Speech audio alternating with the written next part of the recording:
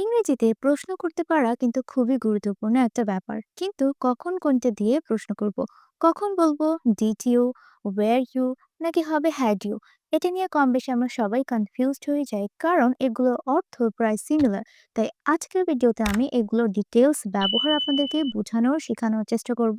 আমার ভিডিওটা একদম শুরু থেকে শেষ পর্যন্ত দেখার চেষ্টা করবেন, তাহলে সমস্ত ডাউটস ক্লিয়ার হয়ে যাবে। So well, hello everyone, Assalamu alaikum. Welcome back to my YouTube channel, English with Hasnain. I hope you're all doing well by the grace of Almighty Allah. Let's dive into the video. ফার্স্টে আমরা did এর ব্যবহার দেখব, যে কখন আসলে did দিয়ে প্রশ্ন করতে হয়। ডিড কি আসলে? ডিড হচ্ছে ডু ভার্বের past form. Do, did and done. আমরা সবাই জানি, যখন আমরা কোনো কাজ নিয়ে কথা বলবো, অতীতে কোনো কাজ ঘটেছিল কিনা আপনি জানতে চাচ্ছেন, তখন আমরা সাধারণত ডিড দিয়ে প্রশ্ন করি।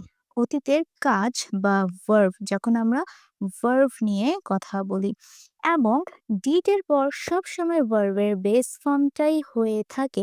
অতীতে কোনো কাজ হয়েছিল কিনা, যেমন তুমি কি আমাকে ফোন করেছিলে, অতীতে তুমি আমাকে ফোন করেছিলে, এই কাজটা কি হয়েছিল? তাই আমরা এখানে ডিড এর ব্যবহার করতে পারি।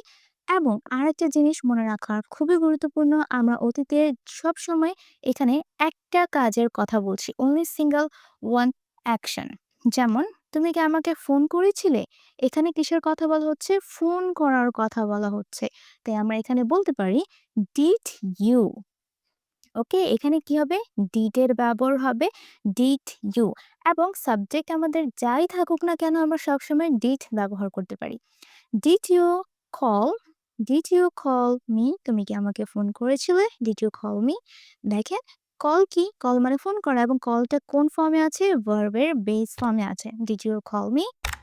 তুমি কি ভালোভাবে ঘুমিয়েছিলে?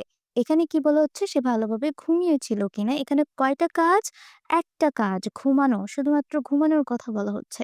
তাই আমরা বলতে পারি ডিড ইউ, ডিড ইউ ঘুমিয়েছিলে? অতীতের কথা বলা হচ্ছে did you sleep well. Sleep হচ্ছে কি? ভার্বের বেস ফর্ম, তাই না? ডিড ইউ স্লিপ ওয়েল, তুমি কি ভালোভাবে ঘুমিয়েছিলে? আচ্ছা, তাহলে এটা কিভাবে আমরা বলতে পারি? তুমি কি সিনেমাটা দেখেছিলে? এখানে কিন্তু অভিজ্ঞতা নিয়ে কথা বলা হচ্ছে। আমরা অতীতের অভিজ্ঞতা জিজ্ঞাসা করার জন্য সাধারণত ডিড দিয়ে প্রশ্নটা করতে পারি। তাহলে এখন এটা কি হবে? তুমি কি সিনেমাটা দেখেছিলে? আপনারা আমাকে কমেন্ট করে জানান। ওয়েল, আমরা কিন্তু সবসময় সাবজেক্ট অনুযায়ী ওয়াজ ওয়্যার এর ব্যবহারটা করে থাকি। যখন আমাদের সাবজেক্ট হয় ইউ, উই, দে বা প্লুরাল কোনো সাবজেক্ট, তখন আমরা ওয়্যার ব্যবহার করি। এবং আমাদের সাবজেক্ট যখন হয় আই, হি, শি, ইট, তখন আমরা ওয়াজ ব্যবহার করি। তাহলে ওয়াজ ওয়্যার এর সাধারণত ৩টা ব্যবহার আছে। আমি একটা একটা করে আপনাদেরকে শিখাচ্ছি উদাহরণ দিয়ে। তুমি কি গতকাল ক্লান্ত ছিলে? এখানে ক্লান্ত, এখানে কিসের কথা বলা হচ্ছে? অবস্থা বা স্টেটের কথা বলা হচ্ছে। কর্তা নিজেই কোনো কিছু ছিল কিনা সেটা আমি জানতে চাচ্ছি। কখন ছিল? অতীতে। সেজন্য এখানে কি হবে? ওয়্যার এর ব্যবহার হবে। এবং ক্লান্ত হচ্ছে একটা অ্যাডজেক্টিভ। তখন সাধারণত আমরা বলতে পারি, যখন আমরা অ্যাডজেক্টিভ নিয়ে কথা বলবো বা যখন আমরা কারোর অবস্থা নিয়ে কথা বলবো, সে কোন অবস্থায় আছে, তখন সাধারণত আমরা ওয়্যার দিয়ে প্রশ্ন করব। আমাদের বলতে হবে were you. Okay? Were you tired? Were you tired? এটা কি? এই টায়ার্ডটা কিন্তু হচ্ছে অ্যাডজেক্টিভ। ওকে? এটা কিন্তু ভার্ব না।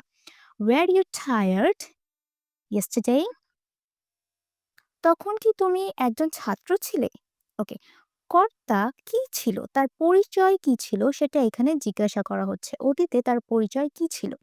সাধারণত আমরা যখন পরিচয় নিয়ে কথা বলি, কারোর অতীতে কারোর পরিচয় নিয়ে কথা বলি, তখন সাধারণত আমরা ওয়্যার দিয়ে প্রশ্ন করি। এবং এটাও বলতে পারি, যখন আমরা একটা নাউন ব্যবহার করি, নাউন, তখন আমরা কি করব? ওয়্যার দিয়ে প্রশ্ন করব, অথবা ওয়াজ দিয়ে প্রশ্ন করব সাবজেক্ট অনুযায়ী। তখন কি তুমি একজন ছাত্র ছিলে? তখন কি হবে? Were you. Okay? Were you a student? A student? Were you a student? Then, তখন এটার জন্য এখানে কি হবে? দেন।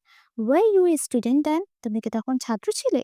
তারপর ৩ নাম্বার ব্যবহার, যেটা খুব বেশি ইম্পোর্টেন্ট, সেটা হচ্ছে তুমি কি আমার জন্য অপেক্ষা করছিলে?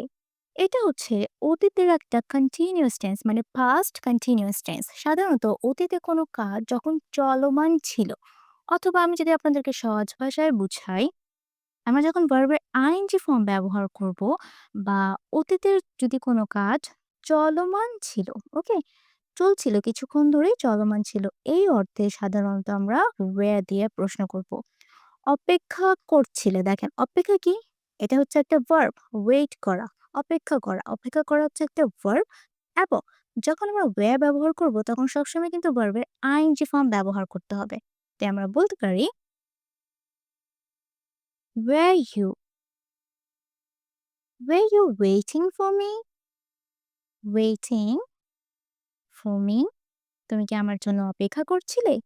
তাহলে এখানে দেখেন কি হচ্ছে, ওয়্যার দিয়ে প্রশ্ন করছি। কেন ওয়্যার দিয়ে প্রশ্ন করছি? এখানে ফার্স্ট কন্টিনিউয়াস টেন্স এর কথা বলা হচ্ছে। করছিলে, কিছুক্ষণ সে অপেক্ষা করছিল। এবং এখানে কি আছে? ভার্ব আছে। যদি ভার্ব থাকে তাহলে অবশ্যই সেটা ভার্বের আইএনজি ফর্মে থাকতে হবে। তাহলে আমরা ওয়্যার এর ৩ টা ব্যবহার শিখলাম। একটা হচ্ছে যখন আমরা অতীতের কারো অবস্থা নিয়ে কথা বলবো, তখন কি হবে? অবস্থা বা অ্যাডজেক্টিভ, তখন ওয়্যার দিয়ে প্রশ্ন করতে হবে। যখন কারো পরিচয় নিয়ে কথা বলবো অথবা একটা নাউন থাকবে, তখন আমরা সাধারণত ওয়্যার দিয়ে প্রশ্ন করব। এবং অতীতের চলমান কাজের জন্য আমরা ওয়্যার দিয়ে প্রশ্ন করব, এবং ভার্ব সবসময় আইএনজি ফর্ম থাকবে। আচ্ছা, এখন আমরা দেখব হ্যাড এর ব্যবহার। হ্যাড এর ব্যবহার কম বেশি সবার কাছে কঠিন মনে হয়, কারণ হ্যাড এর ব্যবহারটা আমরা ঠিক তখন করি যখন আমরা অতীতেরও অতীত নিয়ে প্রশ্ন করি। অতীতেরও অতীত বলতে কি বুঝাচ্ছি? মানে হচ্ছে পাস্টেরও পাস্ট। ওকে? পাস্টে ধরুন ২ টা কাজ সম্পূর্ণ হয়েছে, এবং ২ টা কাজের মধ্যে যে কাজটা আগে সম্পূর্ণ হয়েছে বা সম্পূর্ণ হয়েছে কিনা আপনি জিজ্ঞাসা করতে চাচ্ছেন, তখন সাধারণত আমরা হ্যাড দিয়ে প্রশ্ন করি। এবং সাবজেক্ট আমাদের যাই থাকুক না কেন, আমরা হ্যাড দিয়ে প্রশ্ন করতে পারি অতীতে। যেমন, তুমি কি অফিসে যাওয়ার আগে কুকুরটাকে খাইয়েছিলে? ওকে, যাওয়ার আগে খাইয়েছিলে। এখানে দেখেন যাওয়া একটা কাজ, যাওয়া কি গো, এটা হচ্ছে একটা কাজ, এবং খাওয়া ইট হচ্ছে একটা কাজ। তাহলে ২ টা কাজের মধ্যে যে কাজটা আগে হয়েছে কিনা আপনি জিজ্ঞাসা করছেন, সেটার জন্য সাধারণত হ্যাড দিয়ে প্রশ্ন করতে হবে। ওকে, যাওয়ার আগে কুকুরটাকে খাইয়েছিলে? তাহলে খাইয়েছিলে আমাদেরকে হ্যাড দিয়ে প্রশ্ন করতে হবে। Okay? Had you, had you fed the dog, had you fed the dog, had you fed the dog before you left the house? ওকে, এখন এখানে দেখেন আমরা যখন হ্যাড দিয়ে প্রশ্ন করি তখন কিন্তু আমরা সবসময় কাজ নিয়ে কথা বলি, ভার্ব নিয়ে কথা বলি। ওকে, এবং সেই ভার্বটা সবসময় ভার্বের পাস্ট পার্টিসিপল ফর্মেই থাকে। ভার্বের পাস্ট পার্টিসিপল ফর্ম, যেমন এখানে কি বলেছি, হ্যাড ইউ ফেড। ফেড মানে কি? কাউকে খাওয়ানো। তাই এখানে কি হবে? ভার্বের পাস্ট পার্টিসিপল ফর্মটা ব্যবহার হবে। প্রথম কাজটা অতীতে, ২ টা কাজের মধ্যে যে কাজটা আগে হয়। একটা কাজের জন্য আমরা কি করি? ডিড দিয়ে প্রশ্ন করি। কিন্তু যখন ২ টা কাজের আমরা কথা বলি, অতীতেরও অতীত কাজের কথা বলি, তখন কিন্তু আমরা হ্যাড দিয়ে প্রশ্ন করি। Had you fed the dog before you left the house? আচ্ছা, ১ম কাজটা আমাদেরকে সবসময় ভার্বের পাস্ট পার্টিসিপল এ বলতে হয়, এবং সেকেন্ড কাজটা আমাদেরকে পাস্ট সিম্পল এ বলতে হয়। মানে ভার্বের পাস্ট ফর্মটা ইউজ করতে হয়। ওকে? আচ্ছা, আরেকটা উদাহরণ দিয়ে আপনাদেরকে বুঝাই। যেমন, এর আগে কি তুমি কখনো সিলেটে গিয়েছিলে? ধরুন আপনাদেরকে একটা উদাহরণ দিয়ে বুঝাই। আপনি ১ সপ্তাহ আগে সিলেটে ঘুরতে গিয়েছিলেন এবং বর্তমানে ঢাকায় চলে এসেছেন।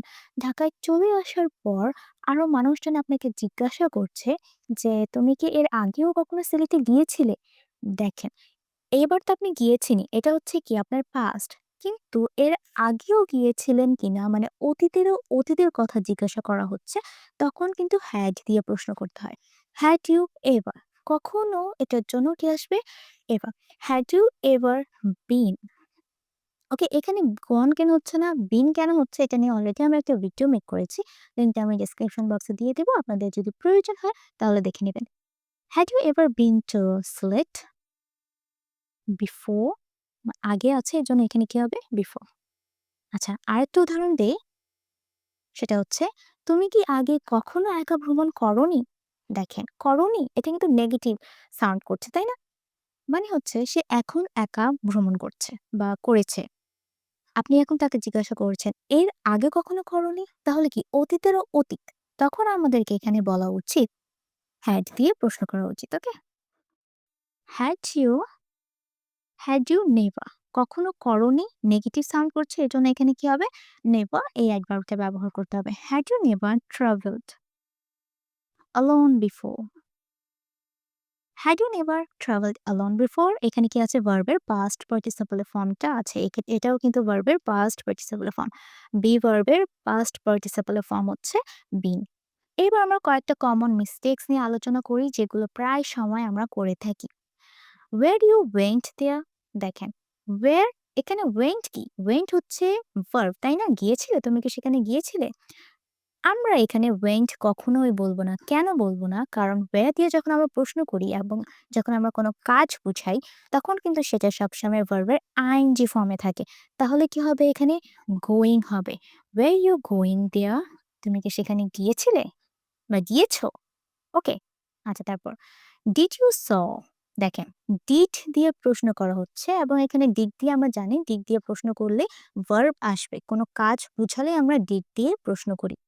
কিন্তু ডিড এর পর কিন্তু কখনোই ভার্বের সেকেন্ড ফর্ম হয় না ভার্বের সবসময় বেস ফর্মটা হয় তাই এখানে বলতে হবে ডিড ইউ সি তুমি কি দেখেছো বা দেখেছিলে ডিড ইউ সি আচ্ছা আরেকটা হ্যাড ইউ এট এখানে দেখেন কি আছে এট কি এটা হচ্ছে একটা ভার্ব আমরা জানি হ্যাড দিয়ে যখন আমরা প্রশ্ন করি তখন আমরা কাজকে বুঝাই যে এই কাজটা করেছিলে ওকে।